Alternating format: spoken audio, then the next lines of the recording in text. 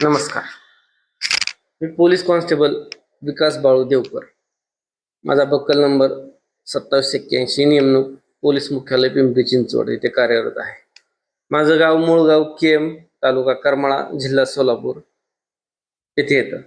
माझ्या गावी आई वडील व माझा लहान भाऊ कुटुंबासह राहतात. माझ्या आजोबांनी खरेदी केलेला गट नंबर 567 हा खरेदी दिनांक 26/10/1963 रोजी खरेदी केलेला आहे. त्या संदर्भात आज मी तुमच्या समोर बोलत आहे की ग्रामीण भागात जे तहसीलदार आहेत, जे मंडल अधिकारी आहेत, जे तलाठी आहेत, हे आपल्या अधिकार पदाचा गैरवापर करून बळजबरीनं सरळ सरळ क्षेत्र बळकावण्याचं कामकाज चालू केलेलं आहे. तिराईत व्यक्ती एखाद्या क्षेत्रात तिराईत व्यक्तीचा काय संबंध अर्ज करायचा, त्या क्षेत्राचा मालक कोण आहे कोण नाही याची चौकशी सुद्धा केली जात नाही. त्यासाठीचा हा अर्ज आहे. मान्य तहसीलदार यांनी कलम 5 खाली मामलेदार कोर्ट ऍक्ट कलम 5 खाली हा अर्ज खोटा स्वीकारलेला आहे. तो तुम्हाला मी कसं काय आहे त्याच्यात हे व्हिडिओच्या माध्यमातून सांगत आहे. बघा,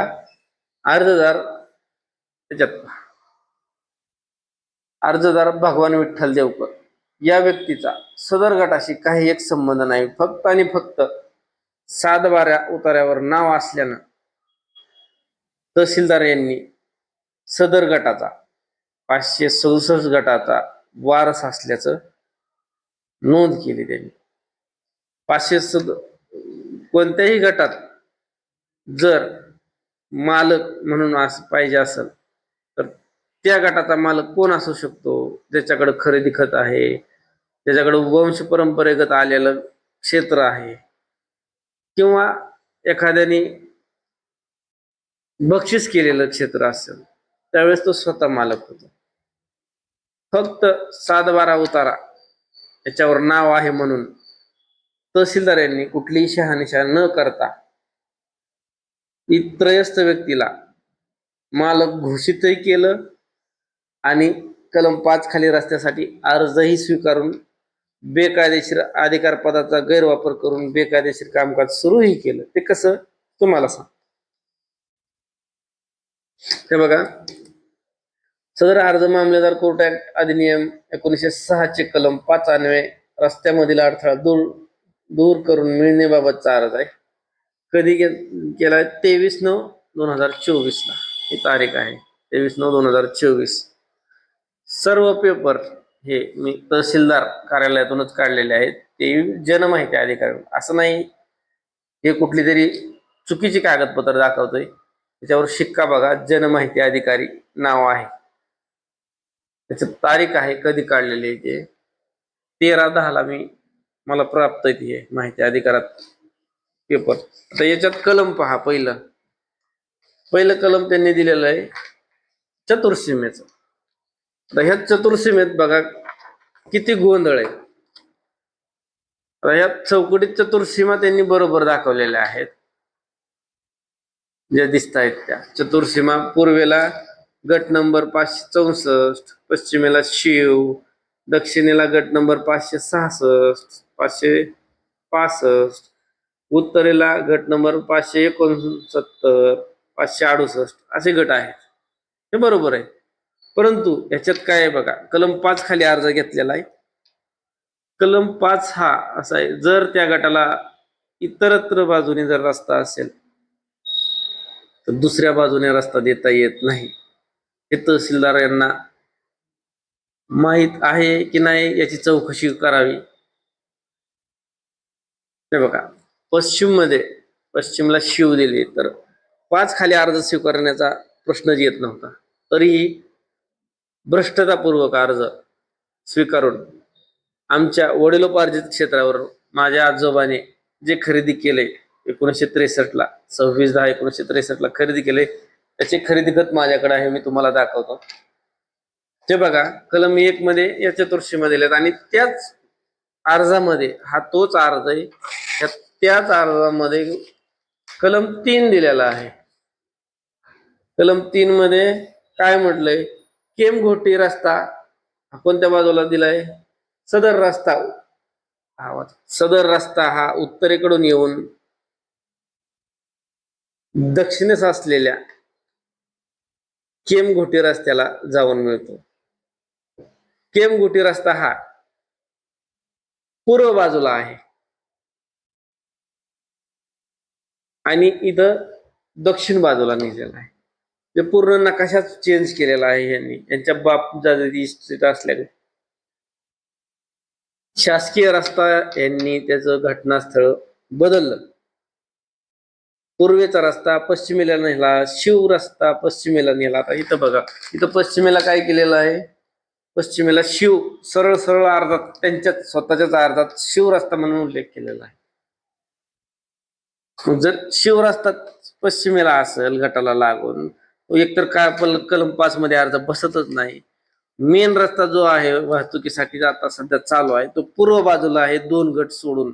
गट नंबर 564 आणि गट नंबर 562 सोडून पूर्वेला मेन रस्ता केमघोटी हा मेन रस्ता आहे. ते ह्या अर्जात भगवान विठ्ठल देवकर यांनी जो अर्ज सादर केलाय कलम 5 खाली, त्या अर्जात त्यांनी मेन रस्ता केमघोटी जो आहे तो पश्चिम बाजूला नेलेला आहे. म्हणजे पूर्ण नकाशा भूमी अभिलेखचा नकाशा चेंज करून टाकला. एवढी मोठी चूक जर तहसीलदार यांच्या लक्षात येत नसेल तर त्यांनी सरळ सरळ राजीनामा देऊन आपलं घरी बसलेलं बरं, जेणेकरून कोणत्याही शेतकऱ्याचं नुकसान होणार नाही. त्याच्यात बघा, हे तर याच्यापेक्षा मोठी चूक केलेली आहे. 25 वर्षानंतर जो अगोदर 25 वर्षे एक्सपायर झालेली व्यक्ती आहे, ते 25 वर्षानंतर जिवंत होऊन तहसीलदार समोर फेरफार केलेला आहे आणि त्याचा फेरफार नंबरही टाकलाय. आता इथं बघा, कलम 2चं झालं, कलम 3चं झालं. कलम 4 मध्ये बघा, नाही कलम 2 मध्ये बघा, पहिलं 2चं नाही झालं. कलम 2, वादी व प्रतिवादी यांचे वडिलोपार्जित असे क्षेत्र आहे वादातलं. आता भगवान विठ्ठल देवकर हा याचा या गटाशी किंवा याच्याशी काही संबंध नसताना त्याचं वडिलोपार्जित कशाच्या बेसवर इथं नोंद केलेली घेतली, कोणता पुरावा घेतला? कुठलाही पुरावा घेतलेला नाही, सादर केलेला नाही, तरी खोटा अर्ज घेऊन तहसीलदार यांनी कारवाई सुरू केली. त्याचा पुरावा हा आहे की वडिलोपार्जित क्षेत्र असल्याबाबत जो खोटं जे त्याच्यात व्यक्त केलंय त्याचा पुरावा हा माहिती अधिकारात 9/12/24 ला मी अर्ज केलेला आहे. याच्यामध्ये आजपर्यंत मला कुठलाही उत्तर भेटलेलं नाही. प्रथम अपील केलं त्यातही नाही आणि जनमाहिती अधिकारी यांनीही मला काही माहिती दिलेली नाही.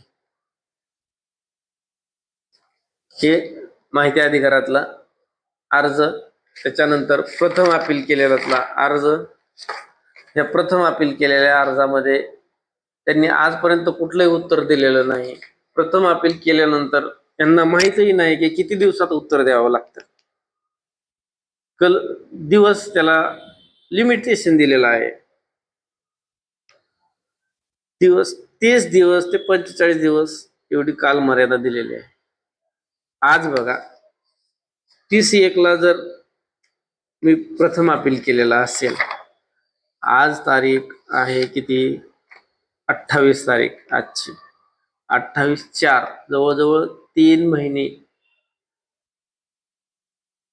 महिने झालं मला कुठलंही उत्तर दिलेलं नाही माहिती अधिकारात. म्हणजे सरळ सरळ याच्यातून हे स्पष्ट होतंय, तहसीलदार कार्यालयात माहिती अधिकाराला सुद्धा तुच्छ समजतात, कचऱ्याची टोपली दाखवतात, पूर्णपणे माहिती देत नाही. या विषयावर माननीय कलेक्टर साहेबांना विनंती, याची चौकशी व्हावी आणि संबंधितावर दप्तर दिरंगाई कायद्याअंतर्गत कारवाई करण्यात यावी. 2003चा जो दप्तर दिरंगाई कायदा, त्या कायद्याअंतर्गत संबंधित तहसीलदार, नायब तहसीलदार, जो जनमाहिती अधिकारी असतो तो, त्यांच्यावर दप्तर दिरंगाई कायदा 2013 नुसार कायदेशीर कारवाई करण्यात यावी ही माझी विनंती या व्हिडिओच्या मार्फत कंप्लेंट आहे. त्यानंतर पहा, हे माहिती अधिकाराचं झालं. इथं पहा आता कलम 4 या अर्जातलं तोच अर्ज आहे, त्यातलं कलम 4 पहा. तुम्हाला मागाशी म्हणलं होतं 25 वर्षानंतर एक्सपायर झालेला माणूस जिवंत केला. माझे आजोबा इथं पहा, माझे आजोबा 18/8/98 ला एक्सपायर झालेत. नाव काय? लिंबा शंभू माळ्या. बरोबर. ते इथं काय सांगितलंय, प्रतिवादी यांचे वडील लिंबाजी उर्फ लिंबा यांनी प्रतिवादी यांचे वडील लिंबाजी शंभू देवकर यांनी तत्कालीन तहसीलदार यांना अर्ज देऊन सदर गटाच्या वाटण्या केल्या. कधी तारीख काय त्याची? 7/7/23.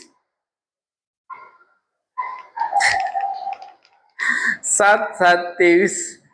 जर 18/8/98 ला एक्सपायर झालेला व्यक्ती जर 7/7/23 ला जर या अर्जाप्रमाणे जिवंत होऊन फेरफार तयार करून जर नंतर जात असेल आणि याचा आम्हाला काहीच सुगावा लागत नसेल तर या तहसीलदार यांना या नोकरीवर राहण्याचा काही अधिकार नाही. जर एवढ्या मोठ्या जर चुका त्यांच्या लक्षात येत नसतील, याचा अर्थ एकच होतो, कलम 5 खाली ज्या अटी दिलेल्या आहेत, मामलेदार कोर्ट ऍक्ट कलम 5 चा अर्ज कलम 7 ते 15 मध्ये चौकशीची चौकट दिलेली आहे, नियम दिलेले आहेत. 7 ते 15 मध्ये या कागदपत्रांची अशी चौकशी केली पाहिजे. या अर्जावरून असं दिसतं, तहसीलदार मॅडम यांनी एकही कागद न बघता कशाच्या तरी आमिषाला बळी पडून सदर कारवाई सुरू केली. ठीक आहे, कारवाई सुरू करू द्या, असू द्या. इथं ते वेगळंच आहे. त्यानंतर इथं बघा, पश्चिमेला पूर्वेला काय दाखवलं होतं, इथं गट नंबर. आता इथं दक्षिणेला 565 आणि 66 चतुर्सीमेमध्ये गट दिलेला आहे. आता नकाशात बघा, हा नकाशा आहे. दक्षिणेला आणि पूर्वला, पूर्व आणि दक्षिण दोन्ही बाजूला एकाच शेतकऱ्याचं नाव टाकलेलं आहे. म्हणजे तिथला मूळ शेतकरी यांनी गायब केलेला आहे. 565 ज्याचा गट नंबर आहे त्या व्यक्तीचं नावच याच्यात नाही. तो गट नंबर आहे मारुती देवकर यांचा. आता त्यांचे वारस लागलेले असतील त्या गटावर, तो काही फेरफार नाही मी काढलेला, तर ते त्यांचं आहे ते. तर इथं बघा, एवढं इथंही बघा, पश्चिम बाजूला केम मलवडी शिव या याच्यात केम मलवडी शिव असा उल्लेख केलेला आहे. कुठे? पश्चिमेला. आणि केम गोटी रस्ता ही पश्चिमेला बांध दाखवून आणलेला आहे. बांध दाखवून जर एवढं जर कागद एवढं स्पष्ट जर दिसत नसेल तहसीलदार यांना, तर त्यांनी कामकाज करू नये. उगाच कोणत्या शेतकऱ्याचं नुकसान करू नये. हे सरळ सरळ बेकायदेशीर काम केलेलं याच्यावरून आढळून येतंय. पुढे बघा, हा अर्ज चालू केला, कामकाज सुरू केलं. सुरू व्हायला नव्हतं पाहिजे, अर्ज बसतच नाही कलम 5 खाली, तर कसं काय सुरू होणार?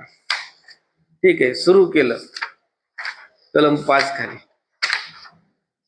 त्यामध्ये आहे रोजनामा. दिनांक 23 ला हजर राहण्याबाबत नोटीस आलं होतं आम्हाला.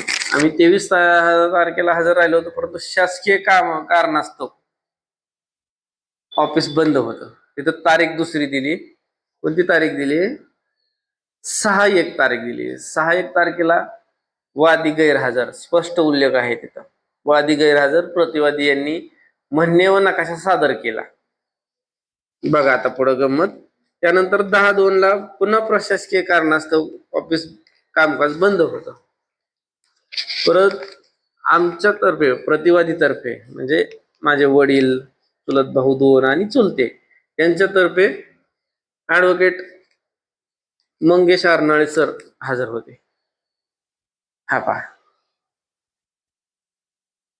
मंगेश आरनाळे. वर काय लिहिलंय, याही तारखेला, हे बघा, याही तारखेला अर्जातील वादी नामे भगवान विठ्ठल देवकरी हे गैरहजर आहे.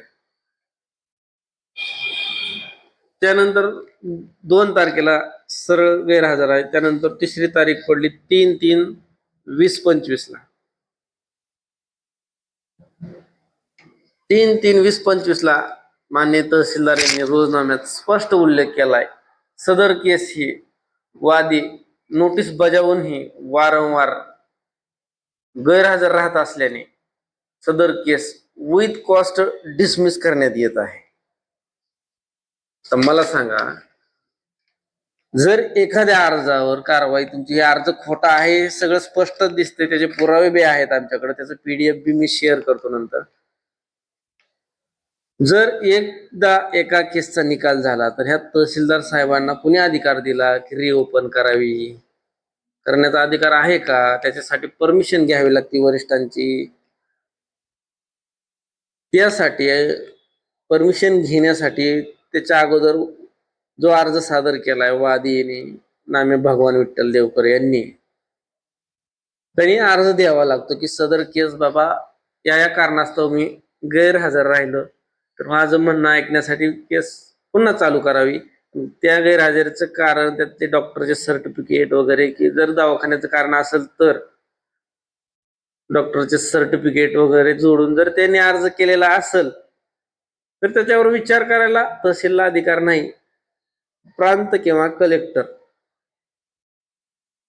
यांना हे अधिकार आहेत रिओपन करायचे केस. तहसीलदार यांना जर अधिकार नसताना केस रिओपन झाली कशी?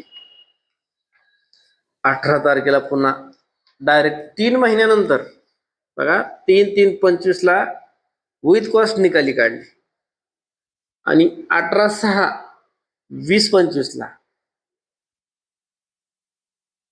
डायरेक्ट केस चालू झाली. स्थळ पाहणीसाठी आले. स्थळ पाहणीसाठी नोटीस कोणाच्या नावे दिलंय बघा, 18/6 नोटीस कोण हजर राहणार त्याचं नोटीस दिलंय. त्याच्या अगोदर 2 तारखा झाल्या, त्या 2 तारखेचा अजिबात उल्लेख कुठंही केलेला नाही. झाल्या का नाही माहित नाही, परंतु नोटीस तर इथं आहे बघा, त्यांच्याच माहिती अधिकाऱ्यातनं त्यांच्याच कार्यालयातल्या नोटीस आहेत. किती तारखेला तारीख होती केस? 3 तारखेला जर निकाली काढली तर इथं लिहिलेलं आहे 21/4 रोजी दुपारी अमुक अमुक टायमिंगला तुम्ही हजर राहा. त्याचा रोजनाम्यात कुठेही उल्लेख नाही या नोटीसचा. हे बजावलेलं, हे नोटीस बजावलेल्यांच्या सह्या शिक्का सगळ्यांचे. त्यानंतर दुसरं नोटीस निघलं 12/6 डायरेक्ट स्थळ पाणीच. 12/6 याच्यात काय म्हणलंय, आम्ही 18/6 तारखेला कोण हजर राहणार आहे? त्याच्यामध्ये 18/6 तारखेला काय म्हणले बघा, तुम्हास या नोटीसद्वारे कळवण्यात येते की अर्जदार यांनी त्यांचे मौजे केम तालुका करमाळा येथील जमीन गट नंबर जो त्यांचा नाही, त्यांनी 7/12 नावही असेच कधी काय माहित नाही, तलाट्याला हाताशी धरून कधी उतार्यावर नावं लावली आम्हाला माहित नाही. त्यांनी फक्त 7/12 सादर केला आणि त्याच्यावर केस सुरू केली. 7/12 हा मालकी हक्काचा पुरावा नाही, तो महसुलाचा पुरावा आहे, जो की कर वसूल करायचा, महसूल भरण्याचा. बाबा हा क्षेत्र कोणही करतंय, कोण कर भरणार त्या क्षेत्राचा? तर तो कर भरण्यासाठीचा महसूलच्या सोयीसाठी केलेला दस्त आहे, हा मालकी हक्क नाही. तर जमीन गट नंबर 567 पैकी मध्ये जाणे येण्यासाठी सामनेवाला यांनी जमीन गट नंबर 567 मध्ये अडवलेला रस्ता खुला करून मिळण्याबाबतचा अर्ज इकडील कार्यालयात सादर केला आहे. मला सांगा, जर समजा हे दोन गट आहेत, हा एक गट, हा एक गट आणि हा एक गट, तिसरा गट, तिसऱ्या गटापासून पहिल्या गटापर्यंत यायला कुठंच रस्ता नाही. मेन रस्ता हा पहिल्या गटाच्या कडेला आहे, बरोबर. त्यानंतर दोन गट सोडून तिसऱ्या गटात रस्त्याची मागणी आहे. मग या मेन रस्त्यापासून तिसऱ्या गटापर्यंत जायला कुठंही रस्ता नसताना हा कलम 5 मध्ये अर्ज बसलाच कसा, हे मला तहसीलदार यांनी उत्तर द्यावं. अर्ज बसत नसताना त्यांनी कामकाज केलेलं आहे. तरी पहिली चूक, अर्ज न बसता कलम 5 खाली जो अर्ज बसला पाहिजे तो बसलेला नाही. तरी कामकाज अधिकार पदाचा गैरवापर करून कशाच्या तरी आमिषाला बळी पडून त्यांनी कामकाज केलं, सुरू केलं. ठीक आहे, आम्ही प्रत्येक तारखेला कायद्याने चाललंय, ठीक आहे, आम्ही प्रत्येक तारखेला हजर राहिलो, वकिलामार्फत आमचं म्हणणं किंवा आम्ही स्वतः हजर राहून म्हणणं दिलं, नकाशे दिले, तरी त्याचं काय नाही.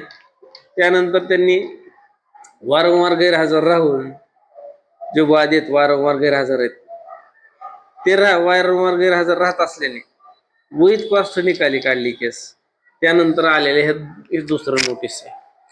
ते नोटीस आहे, सदर अर्जाच्या चौकशीसाठी तुम्ही दिनांक 18/6 रोजी सकाळी 11 वाजता सदर गटात जागेत हजर राहावे.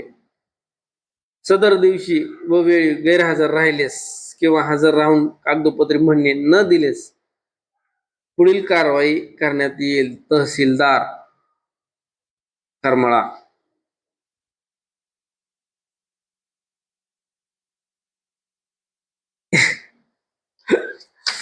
एवढा खोटेपणा चालू आहे इथं. ते महसूल खाते आहे म्हणा. महसूल खात्यात एवढं चालतं, ठीक आहे, माहिती आहे आम्हाला, भ्रष्टाचार चालतोय महसूल खात्यात, भ्रष्टाचार हा भरपूर आहे. परंतु इतका नसावा की जेणेकरून आपली स्वतःची नोकरी धोक्यात येईल. अधिकार नसताना कुठलंही काम करू नये. आता केस रिओपन करण्याचा कुठलाही अधिकार तहसीलदारला नाही, तरी केस रिओपन केली, कुठला पुरावा सादर केलेला घेतला नाही किंवा समोरच्यांनी सादर केलेलाच नाही पुरावा, तरी केस चालू केली. ठीक आहे. आणि जर हे असं खोटं चालत असेल, तर मी पोलीस आहे, मला माहिती आहे कायदा काय आहे ते थोडा बहुत. जर याबद्दल विचारणा केली तर हे लोक, या लोकांनी सर्वांनी संगनमताने माझ्यावर सरकारी कामात अडथळा आणल्याचा कलम 132 व कलम 352 प्रमाणे गुन्हा दाखल केलेला आहे. आता मला सांगा, हा अर्ज तुमचा कलम 5 खाली बसत नाही तर सरकारी काम कुठनं आलं? ठीक आहे, तुमचं सरकारी काम आलं ते आलं. त्यानंतर तुम्ही जर केस चालू करत असताना केस क्लोज केली, 4 महिन्यानंतर केस क्लोज झाली विथ कॉस्ट, रिओपन करण्याचा अधिकार दिला कुणी ह्यांना? या गोष्टीची सखोल चौकशी व्हावी. माननीय कलेक्टर साहेबांना ही माझी हात जोडून विनंती. हे आमची जमीन बळकावण्याचा प्रयत्न केलेला आहे. मी हे सांगायला गेलो असता मी सर्व पुराव्यानिशी गेलो होतो, त्यांना उतारे दाखवले, नकाशा दाखवला, फेरफार दाखवला, हा बघा भूमी अभिलेखचा नकाशा. आता याच्यामध्ये कुठंच रस्ता दिसत नाही, रस्त्याचा उल्लेख कुठंच नाही. 567 मध्ये मध्येच कसा काय कलम 5 खाली अर्ज येतो, ते मला तहसीलदार यांनी सांगावं कलेक्टर साहेबांसमोर. मी येतोय कलेक्टर साहेबांकडे, पूर्ण पुरावे दाखल करून गुन्हा दाखल करतोय. तर अशा प्रकारे आमची जमीन इतर लोकांच्या सांगण्यावरून, इतर अजून त्यात किती लोक आहेत, भरपूर लोक आहेत, अर्जदार आहे, अर्ज ज्याला जोनी अर्ज केलाय, ज्यांनी, ज्या व्यक्तीने, भगवान विठ्ठल देवकर यांनी, हे त्याचं कामच नाहीये. त्याला कुणीतरी सांगितलंय, ते सांगणारी लोक ते स्वतःने कबूल केलं पाहिजे त्यांनी. त्यानंतर बेकायदेशीर काम करत असताना हे आमचं अधिकार क्षेत्र किंवा आमचा हक्क अधिकार पदाचा गैरवापर करून बळकावण्याचा प्रयत्न चालू आहे किंवा आता त्यानंतर परत केस चालू झालेली आहे, गुन्हा दाखल झाला, ठीक आहे. त्यानंतर मग जामीनवर हे सर्व प्रकरण ते झालं. चार्जशीट दाखल आहे, आता चार्जशीट दाखल झालेलं आहे, मला भेटलेलं आहे, तारीख झालेली आहे, पुढची तारीख मला मिळालेली पण आहे. पण जर तुम्ही समोर व्यक्ती पोलीस आहे, पोलिसांना जर तुम्ही जर अशा खोट्या गुन्ह्यात अडकवत असाल, तुमचं खोटं काम चालू असताना जर मी कलम 30 प्रमाणे त्यांना सांगायला गेलो की बाबा हे असे खोटे दस्त करू नका तुम्ही तयार.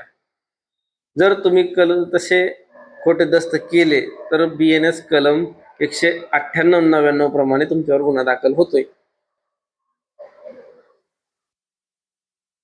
तरीही त्यांनी माझ्यावर 132, 353 गुन्हा दाखल केला. यांनी मला सिद्ध करून दाखवावं हे काम सरकारी काम आहे, हे काम वैयक्तिक काम नसून शासकीय काम आहे. हा मुद्दाच त्यांनी मला सिद्ध करावा, अन्यथा यांच्यावर या व्हिडिओच्या मार्फत माझी मान्य कलेक्टर साहेबांना विनंती, त्यांच्यावर गुन्हा दाखल करावा आणि कायदेशीर अटक करावी. त्याचे पूर्ण पुरावे घेऊन मी तुमच्या समक्ष, तुम्ही जेव्हा बोलवसाल तेव्हा येतो. परंतु हे अर्ज न बसत नसताना, त्यांना अधिकार नसताना मामलेदार कोर्ट ऍक्टचा सरळ अपमान करून, मामलेदार कोर्टाची पायमल्ली करून जे कामकाज केलंय, याच्यातून एकच त्यांना साध्य करायचं होतं. सदर शेतकऱ्याला, जो या शेताचा मालकच नाही, जो मूळ मालक आहे, त्याची शेती बळकवण्याचा एक कायदेशीर बेकायदेशीर प्रयत्न सुरू आहे. तर हे पुन्हा एकदा विनंती, कलेक्टर साहेब हे थांबवा आणि संबंधितांवर गुन्हे दाखल करा. त्याचे पुरावे मी तुम्हाला पाहिजे तेव्हा, वाटल्यास मी PDF पाठवतो तुम्हाला, किंवा तुम्ही जेव्हा बोलवचाल त्यावेळेस मी कलेक्टर ऑफिस सोलापूर येथे सर्व पुराव्यानिशी तुमच्या समक्ष हजर राहायला तयार आहे. परंतु या हरामखोर लोकांना कायद्याचा धडा शिकवलाच पाहिजे. जर हे माहिती अधिकाराचा अपमान करत असतील, जर हे कलम मामलेदार कोर्ट ऍक्टचा गैरवापर करत असतील, त्यात ज्या अटी दिल्या त्यांचा वापर करत नसतील, त्यानुसार अर्ज बसत नसतील, बळजबरी अधिकार पदाचा गैरवापर करून कुणाच्याही क्षेत्रातनं कुणालाही रस्ता, ज्याचं क्षेत्रच नाही अशा व्यक्तीला जर तुम्ही रस्ता देत असाल, याच्या पलीकडे बेकायदेशीर काम अख्ख्या महाराष्ट्रात नाही, अख्ख्या इंडियात कुठं झालेलं नसेल. प्रत्येक असू द्या, मी पोलीस आहे म्हणून मी त्यांच्याशी डेअरिंग करतोय. पण जर सर्वसामान्य माणूस जर या केसमध्ये असता, तो हकनाक मेला असता, त्याचा अधिकार बळकावला गेला असता. कृपया हात जोडून कलेक्टर साहेब त्यांच्यावर गुन्हा दाखल करा आणि तात्काळ त्यांना निलंबित करा. जय हिंद, जय महाराष्ट्र.